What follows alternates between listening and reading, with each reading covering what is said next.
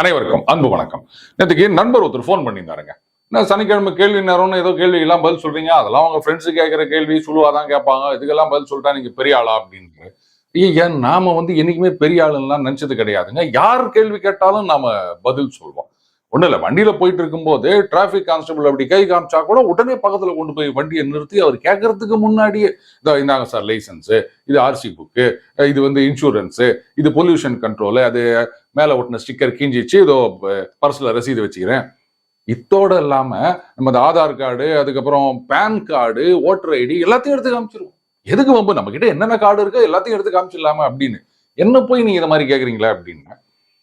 கிண்டல்லாம் போதும், டஃப்பான கொஸ்டினுக்கு உன்னால பதில் சொல்ல முடியுமா அப்படின்னாரு. பாருங்க, கொஸ்டின்ல டஃப் என்ன ஈஸி என்ன, பதில் தெரிஞ்சா சொல்ல போறோம், இல்லைன்னா இல்ல, ரெண்டே ஆப்ஷன் தான் நமக்கு அப்படின்னு. சரி ரைட்டு, நான் சில கேள்விகள் கொடுக்குறேன், 7 கேள்விகள், உங்களால பதில் சொல்ல முடியுமா அப்படின்னாரு.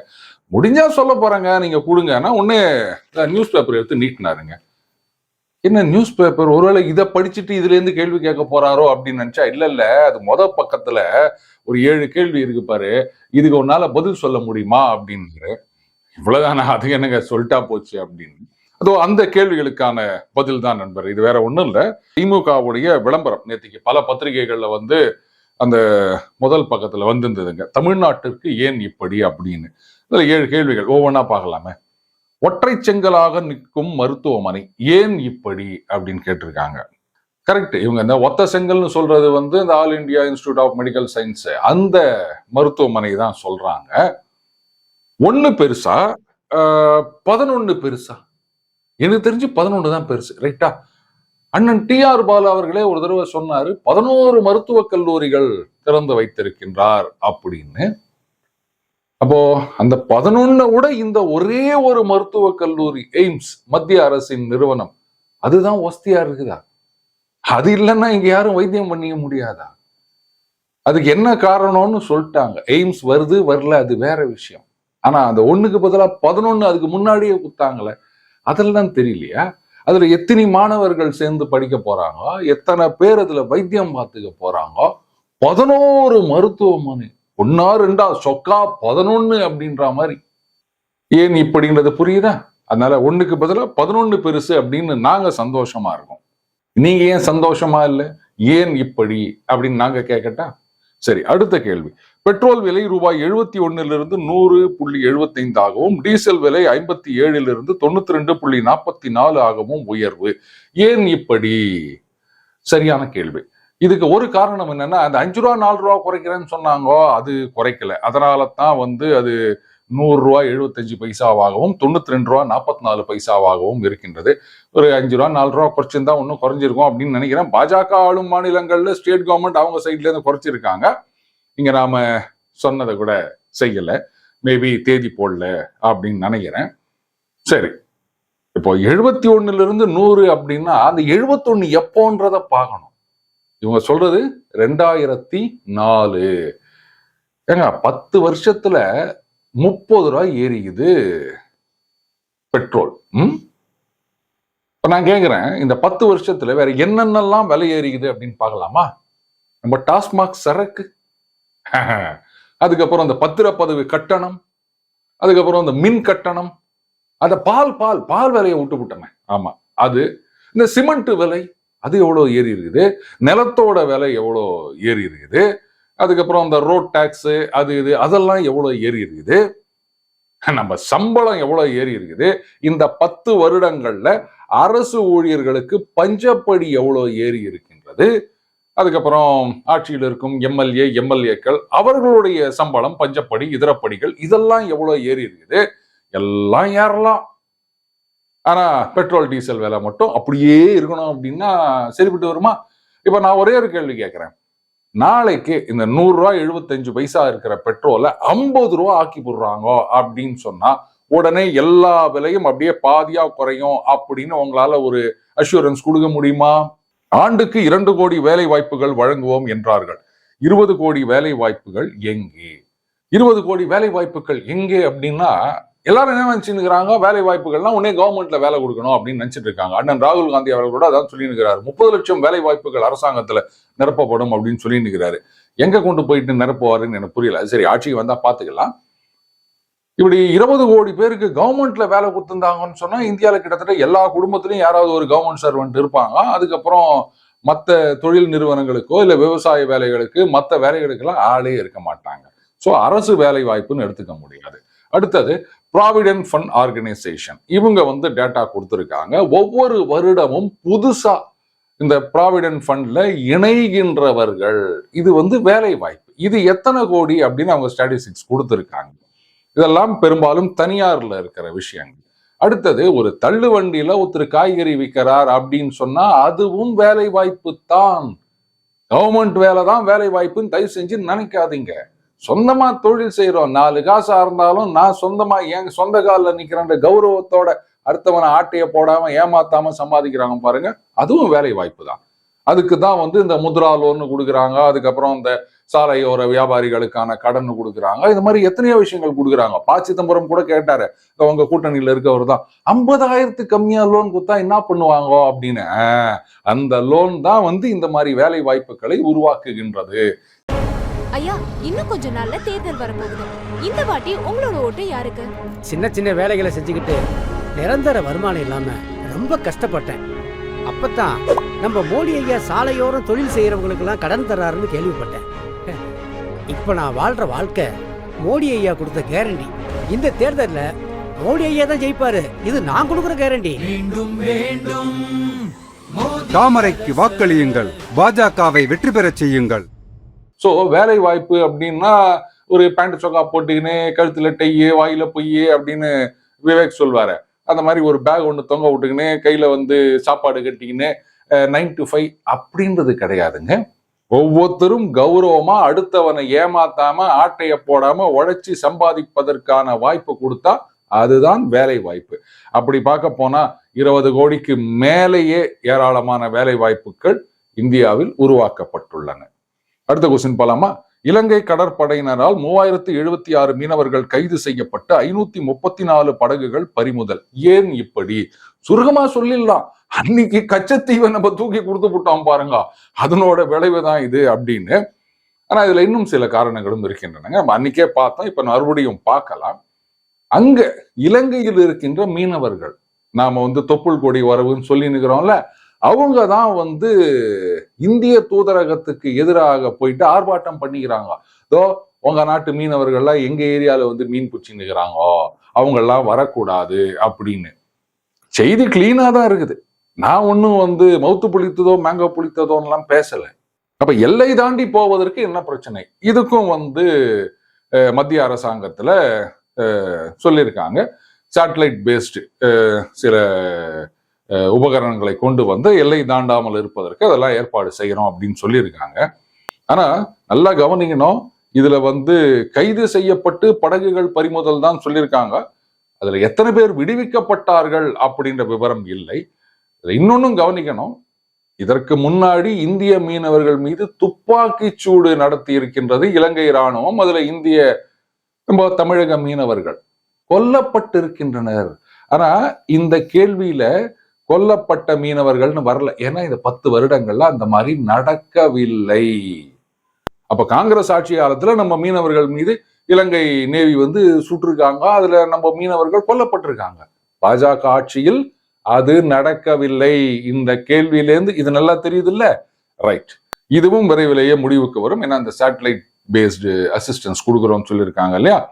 அதனால இந்த கேள்விக்கு இந்த பதில் போதும் அப்படின்னு நினைக்கிறேன். அடுத்த கேள்விக்கு போலாமா? சமையல் எரிவாயு சிலிண்டரின் விலை 440 உயர்ந்து 818க்கு விற்கப்படுகிறது. ஏன் இப்படி? இதுக்கு என்னங்க டக்குன்னு பதில் சொல்லிடலாம். இந்த சிலிண்டருக்கு மானியம் கொடுக்குறோம் அப்படின்னு சொன்னீங்கல்ல, அது கொடுக்கல, கொடுத்திருந்தா 718 ஆயிருக்கும். இதுல இன்னொரு முக்கியமான விஷயம் என்னன்னா, பாருங்க, உலக அளவுல என்ன சந்தை விலை இருக்கின்றதோ அந்த விலைக்கு ஏற்ற மாதிரி தான் வந்து இங்க கொடுக்க முடியும். இதுல பாத்தீங்கன்னா ஏழை எளிய அடித்தட்டு மக்களுக்கு அது உஜ்வாலா ஸ்கீமா, அதுல வந்து இலவசமா முதல்ல கனெக்ஷன் கொடுக்குறாங்க. அதுக்கப்புறம் அவர்களுக்கான சிலிண்டர் வந்து மானிய விலையில் தான் கொடுக்கப்படுகின்றது. அதே மாதிரி பாஜக ஆளும் மாநிலங்கள்ல இன்னும் அவங்க தரப்புல மாநில அரசாங்க தரப்புல வேற வந்து சப்சிடி கொடுக்குறாங்கன்னு சொல்றாங்க. ஸோ இன்னும் விலை குறைக்கப்படுகின்றது. இப்பெல்லாம் சமையல் அறையில சமைக்கிறப்ப கண்ணீரே வரதில்ல. இலவச எல்பிஜி கனெக்ஷன் கிடைச்சிருக்கு.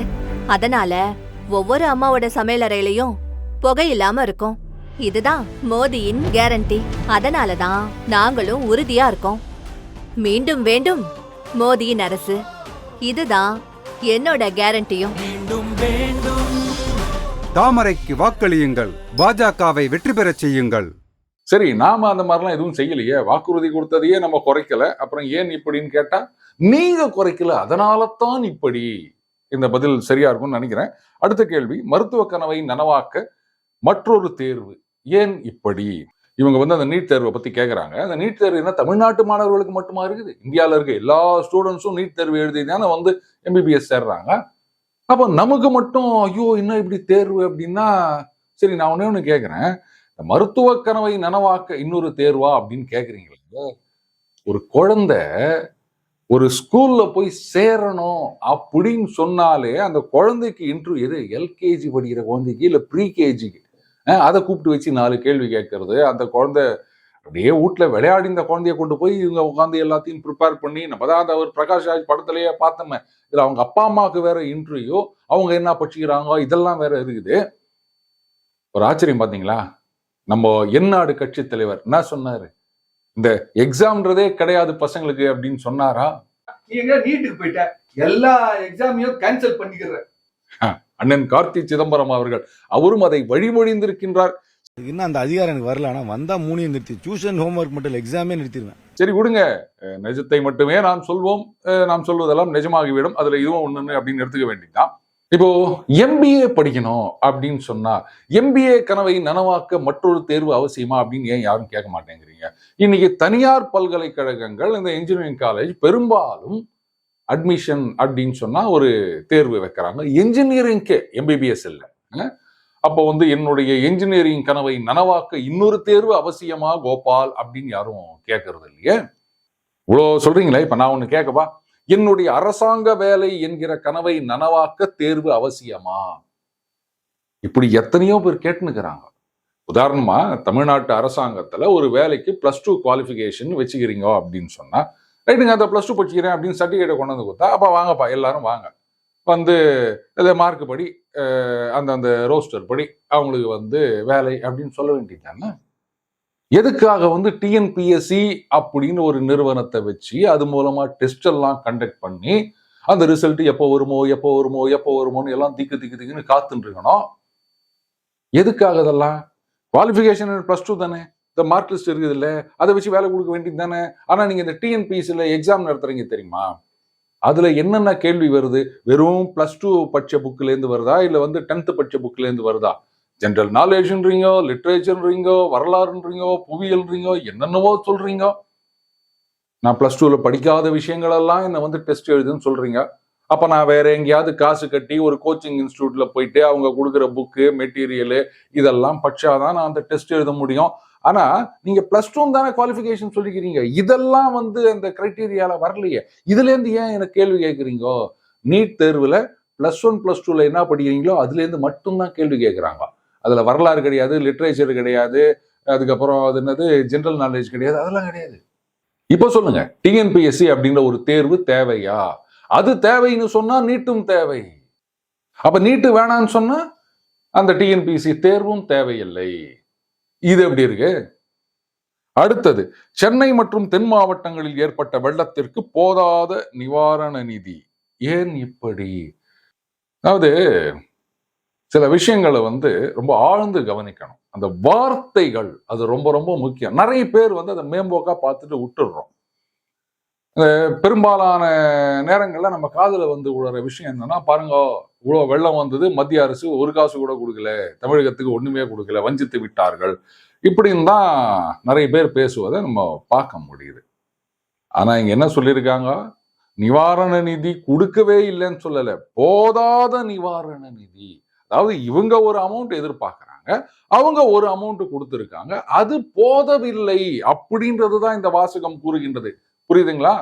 அப்ப மத்திய அரசு வந்து வெள்ள நிவாரணத்துக்கு ஒரு காசு கூட கொடுக்கலன்னு யாராவது சொன்னா இந்த கேள்வி அப்படியே எடுத்துக்காமீங்க அவங்க முன்னாடி. நம்பர் 1.